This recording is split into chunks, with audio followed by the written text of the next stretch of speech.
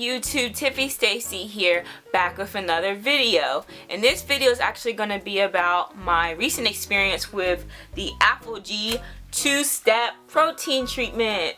And I've come to a conclusion that I definitely prefer my egg and mayo treatments to this treatment, and I will go into that just now.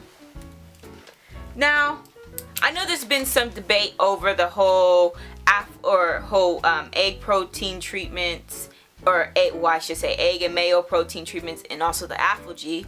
And I know there's been a big debate on the whole molecules thing, and how the egg molecules are a lot bigger and they don't penetrate the hair shaft, as well as something like Aphogee that has smaller molecules and they penetrate the hair shaft better. But I don't think that's the issue here, because I've tried both, and obviously I go with the egg mayo treatments hands down.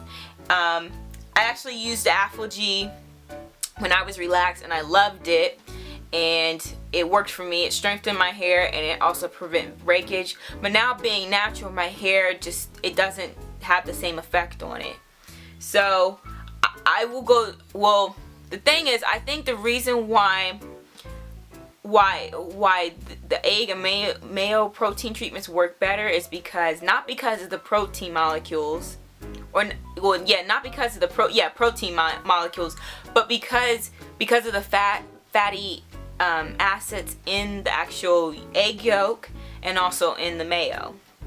So that makes a huge difference, because not only does it provide some kind of protein, but it also provides some kind of moisturizing benefit too.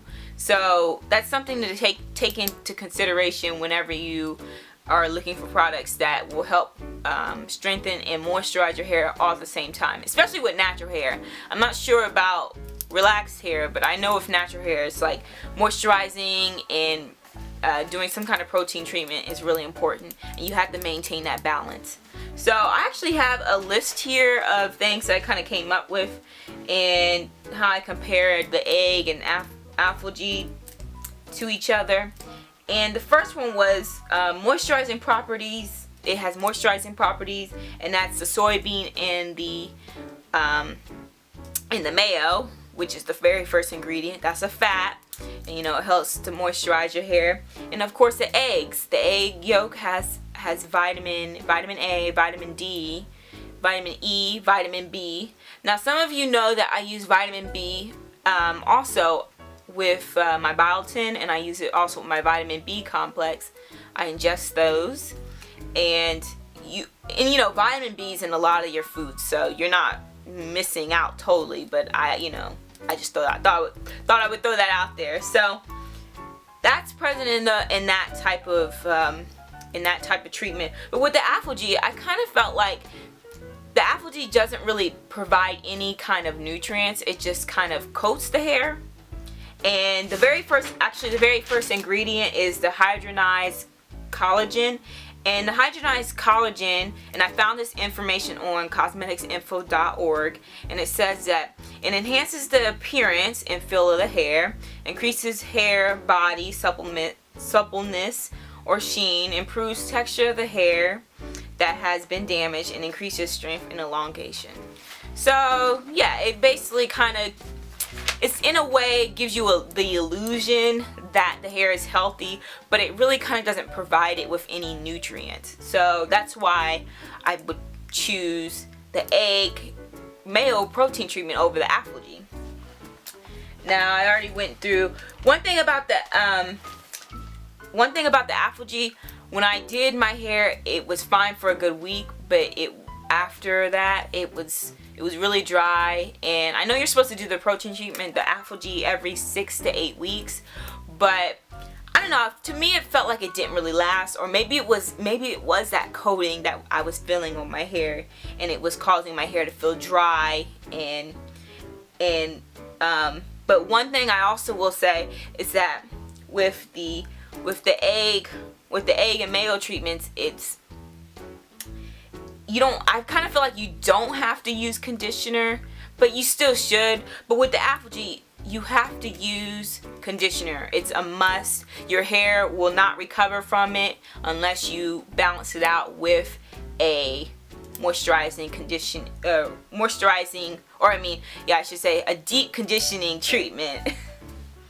Now I know that the egg and mayo treatments usually last anywhere from 3 to 4 months or 3 to 4 weeks, and I usually basically do it once a month, and my hair is good to go. But as I said before, the Aphogee you have to do every 6 to 8 weeks, but I'm not sure about that. I think you would maybe have to do it more, but maybe not. Maybe it's the coating over it, so don't quote me on that, please.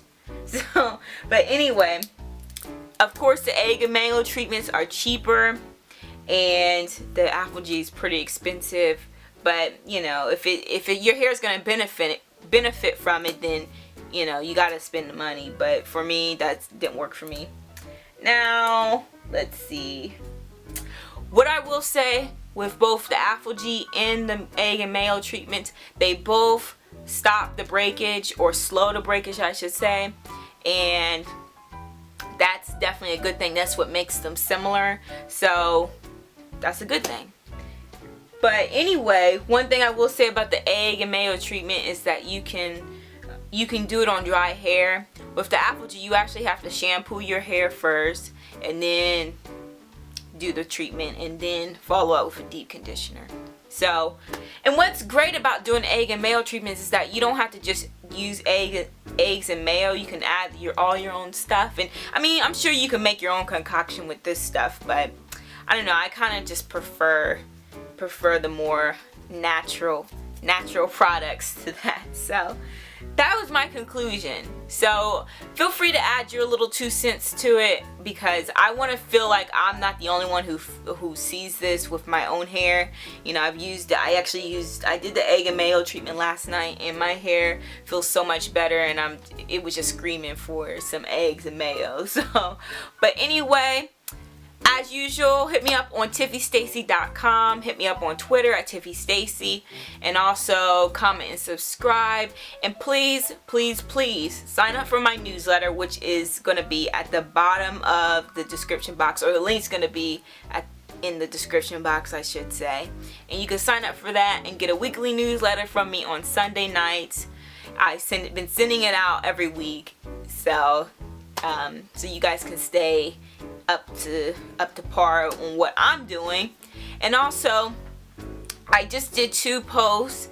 It was actually on me running my second 5K last weekend, and I just talked about my experience up until the last couple of 5Ks I've ran. And please check that out and read it and all that.